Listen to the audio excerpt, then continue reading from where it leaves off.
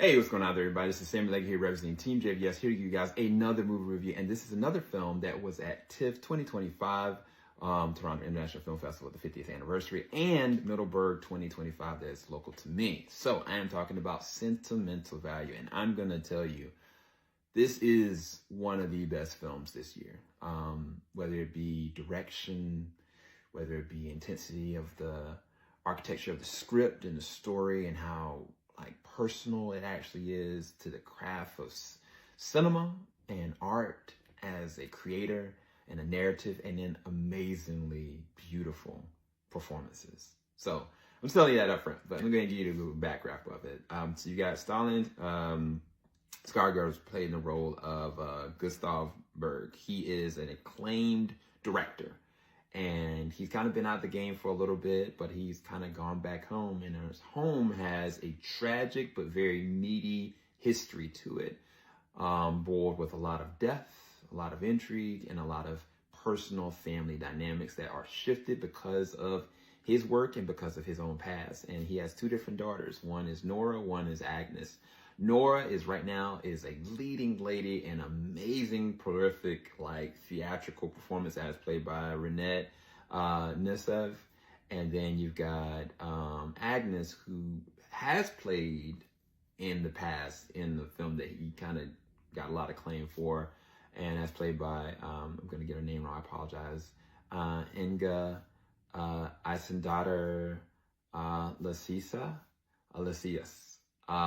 And both daughters in their own respective are estranged from their father. Like one daughter, Agnes, she's got her own son and she's got her own husband and her own intriguing things about her. But she also is very distant and very cold and outside of her own family, and maybe times with her sister, doesn't really connect with her husband or her dad or anything outside of that. Isn't Renette's character, Nora, she has no family really outside of her sister and her dad and her nephew. And she isn't open to anything outside of the craft that she does. And so one day, Gustav goes and presents this script to her where he's trying to build a brand new film. And it's so personal that she's so far distanced from him, she cannot even bear to even try it. And he wanted her to be the leading lady, and she turned it away. And so then comes in Ellie Fanning's character, Rachel. Rachel has become a diehard fan of his based on something that she saw, and she just was like, okay, if you want me for this role, I'll play it. But basically, once Ellie Fanning's character, Rachel, starts reading the script and understanding the dynamics, and you're thinking of this is about Gustav's, his mother. The whole story is surrounding his mother, but there are certain elements, the more he's looking at it, the more she's looking at it, that Ellie Fanning's character, Rachel, is looking at, this should maybe be more connected inward to your family, because it seems a lot like Nora. And it's that dynamic that so much weight.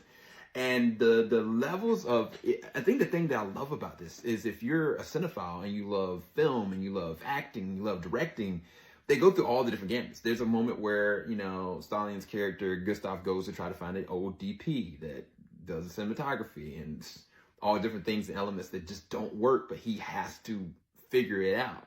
Then it's like him working with Rachel as a character, Ellie Fanning's character, and she's putting in the work and she's giving great performances, but then okay, her accent isn't there, or what is this really about? What are you trying to say? Let's go and recall this traumatic memory in the house that's got death in it. What does this actually do? And then you have these character moments with Agnes, with Nora, and with Gustav. Whether it is a family dinner, whether it is just them outside smoking, whether it is a callback, there are so many amazingly beautiful moments that happen in this film. And they're so tragic and they're so heavy. And they're not, every single scene that is harmful or hurtful is never overacted. It's never pushed to extreme limitations. And I honestly feel like this is because of Joachim. Joachim Terrier, that is the director, he understands how to sit in a moment, stay in a moment, make you feel it and then pull you back. And I think that the way that they started that great balance is they started off with talking about the history of the family. And it's really just like kind of not even a monologue, but it's kind of a good disposition of what is the weight here? What has happened with the bones of this house? What has happened to these people? What has happened to the people that have gone before them? And where is this going, the trajectory of it?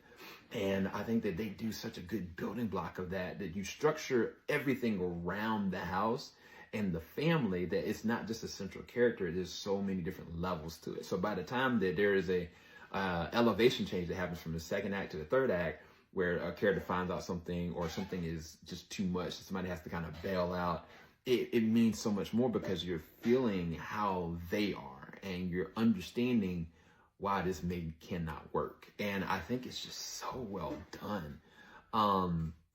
I'm just so captivated by the different levels of it. And I think as a creator and as a person that has had to direct or has had to spend those extra hours and times, like, you don't understand, and yet you do, the more you pour into it, what is the cost? Whether it's your family, whether it's time, whether it's your health, whether it is your mental health.